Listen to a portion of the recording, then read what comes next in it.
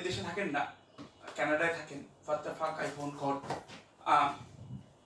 এইটির প্রকাশের জন্য আমি যশোধরাদিকে বলবো এবং আবার নির্বাণদাকে একবার ডেকে নেব, কারণ এই বইয়ের প্রস্তুতি পর্বেও নির্বাণদার ভূমিকা আছে।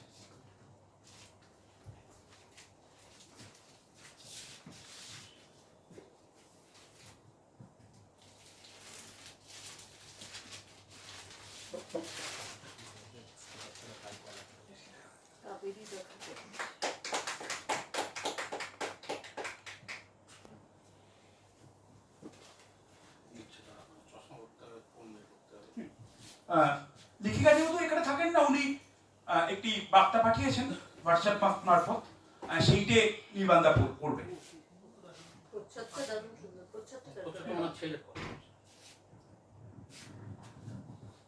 এই বইটা অ্যাকচুয়ালি এটা প্রথম, এটা ভারতীয় প্রকাশ, এটা অ্যাকচুয়ালি আমেরিকায় এটাকে প্রকাশিত হয়েছে, কানাডায় প্রকাশিত হয়েছে, এটা এখানে প্রকাশিত হলো। তো উনি থাকতে পারছেন না বলে একটা লেখা লিখে পাঠিয়েছেন যে, প্রিয় পাঠক বন্ধুরা, একটা মজার কথা বলি, আমার এই বইটার নাম দেখে যথারীতি কিছু মানুষের চোখ গোল হয়েছিল যে WTF মানে কি।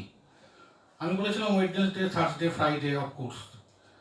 তো এবং পরবর্তীকালে আমাজনও আমার এই হোয়াট দ্য ফাক নামটা থাকার জন্য বইটি ছাপতে প্রথমে রাজি হয়নি, বহু লড়াই করে তাদের রাজি করতে হয়েছিল। তাই যখন ভয় ভয় করে কেতাবিকে অ্যাপ্রোচ করলাম যে এই নামটা রাখা যাবে কিনা, তারা যখন এক কথায় রাজি হয়ে গেলেন, তখন আমি অনেকটা স্বস্তির নিঃশ্বাস ফেললাম।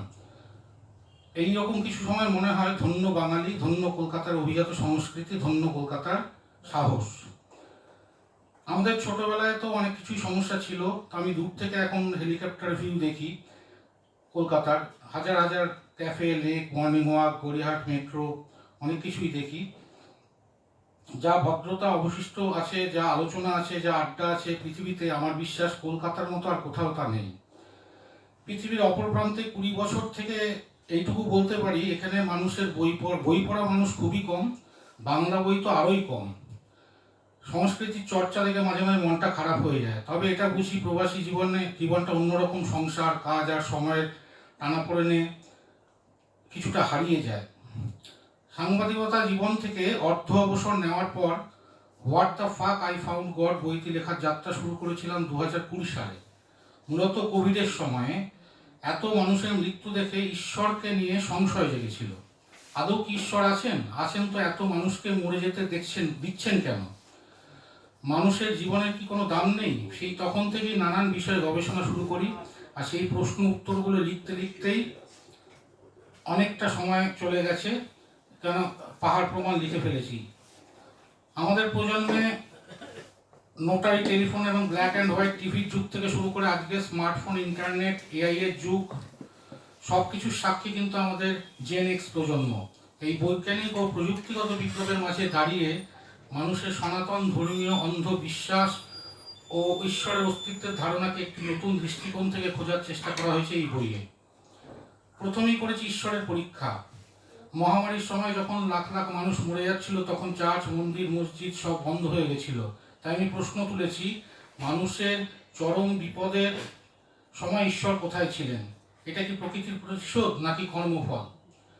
তবে এই ভাইরাস এমন এক কাজ করেছিল যা ঈশ্বরও করতে পারেননি। একটি ধনী দরিদ্র, দেশ বিদেশ, জাতি ধর্ম নির্বিশেষে সমস্ত মানুষকে একত্র করতে পেরেছিল। প্রকৃতিকেও একটু শ্বাস নেওয়ার সুযোগ দিয়েছিল এবং মানুষকে স্বনির্ভর হতে শিখিয়েছিল। বইটির অনেকগুলো অংশ আছে, বইটি পড়লে সেগুলো জানতে পারবেন। আদিম মানুষ যখন প্রকৃতির ঝড়, বৃষ্টি, সূর্যকে বুঝতে পারতো না, তাদের শক্তির পরিমাণ জানতো না, তখন থেকেই উপাসনার শুরু।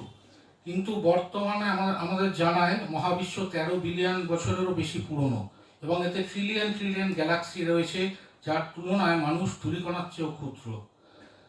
তাই এখন কি মানুষকে অন্ধভাবে ঈশ্বর বিশ্বাস করা উচিত? একটা অসঙ্গতি ধরা পড়ে যায়।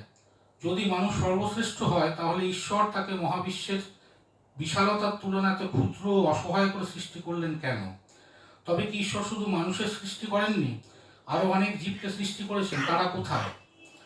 নাকি মানুষ মহাবিশ্বের এক চরম ব্যতিক্রম এবং নিজের ভয় ও দায়িত্ব এড়াতে মানুষ ঈশ্বরকে সৃষ্টি করেছে? তাও হয়তো আপনার মনেও কয়েকটা প্রশ্ন এসে থাকতে পারে, আশা করছি আমার এই গবেষণামূলক বইটি কিছুটা বৈজ্ঞানিক তথ্য, যুক্তি ও কিছুটা কল্পনা ও কিছুটা দর্শন দিয়ে আপনার মনের অন্ধকার খানিক দূর করতে পারবে। বইটি মূলত বিজ্ঞান, মহাকাশ বিজ্ঞান, কোয়ান্টাম ফিজিক্স, এলিয়েন তত্ত্ব এবং আধ্যাত্মিকতার এক গৌরবধাতায় ভ্রমণ। সেখানে আমি নিজে বোঝার চেষ্টা এবং বোঝানোর চেষ্টা করেছি যে তাহলে কি ঐতিহ্যগত আমাদের ঈশ্বর ঠিক আমাদের কল্পনার মতো নন? মহাবিশ্বের পেছনে কি এমন কোনো পরম শক্তি বা জায়ান্ট বেবি রয়েছেন যিনি একটা বৃহৎ সিমুলেশনের মাধ্যমে নিজের খেয়ালে এই সৃষ্টির পরিচালনা করছেন? জানি না, তবে আমি আমার ঈশ্বরকে পেয়েছি শেষে। লিখতে লিখতে একদম শেষে গিয়ে একেবারে স্বতঃস্ফূর্তভাবেই আমি লাফিয়ে উঠেছিলাম, what the fuck, I found God. আশা করছি আপনিও আপনার ঈশ্বরকে পাবেন। নমস্কার।